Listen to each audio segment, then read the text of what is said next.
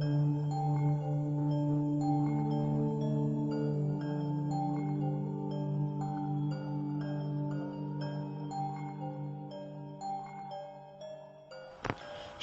मुनि की कथा।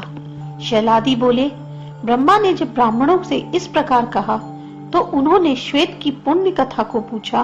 तब ब्रह्मा जी ने उनसे कहा, श्वेत नाम के मुनि पर्वत की गुफा में नमस्ते रुद्र मन्येव इस पृष्ठाध्यायी के से शिव की स्तुति करने लगे।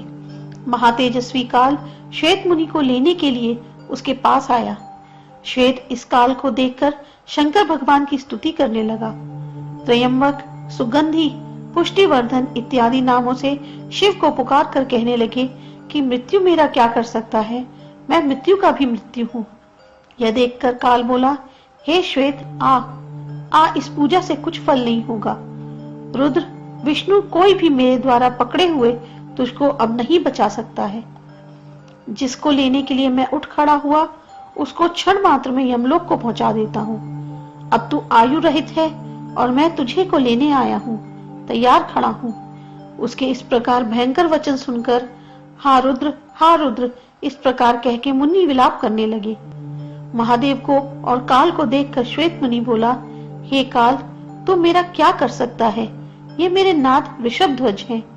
इस लिंग में सर्व देवमय शंकर मौजूद हैं। मुझ जैसे शिव भक्तों का तू क्या कर सकता है? जैसे तू आया है वैसे ही चला जा।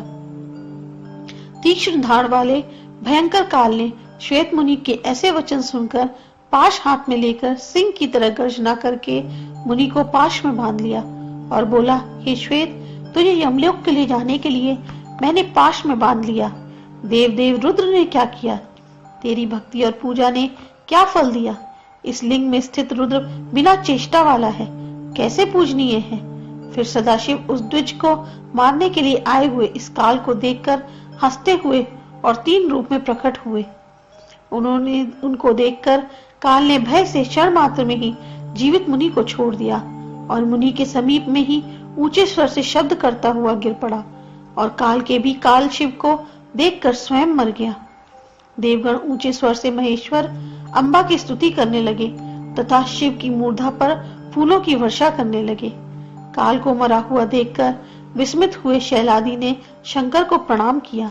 शंकर भगवान ने भी ब्राह्मण पर अनुग्रह करके तथा काल को भस्म करके क्षण में ही अपने गूढ़ शरीर में प्रवेश कर गए।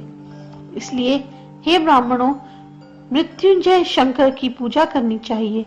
वे कलयुग में सबको भक्ति और मुक्ति देने वाले हैं। हे ब्राह्मण, अधिक क्या कहूँ, संन्यास धारण करके शिव का भक्ति सहित पूजन करके शोक रहित हो जाओगे। शैलादि बोले, ब्रह्मा से इस प्रकार कहे गए वे ब्राह्मण पूछने लगे, किस तप से, किस यज्ञ से, किस व्रत से शिव में भक्ति होती है?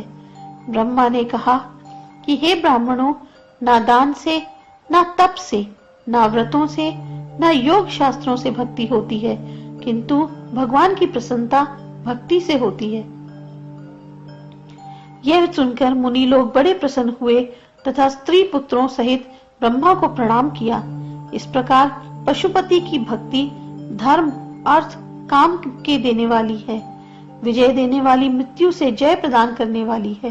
पहले दधीची शिव भक्ति से देवताओं के साथ हरि को जीतकर क्षिप्र को पैर से मारता हुआ और वज्र के लिए अस्थि को प्राप्त किया। अतः गत आयु श्वेत मुनि ने भी महादेव की कृपा से मृत्यु को जीत लिया था।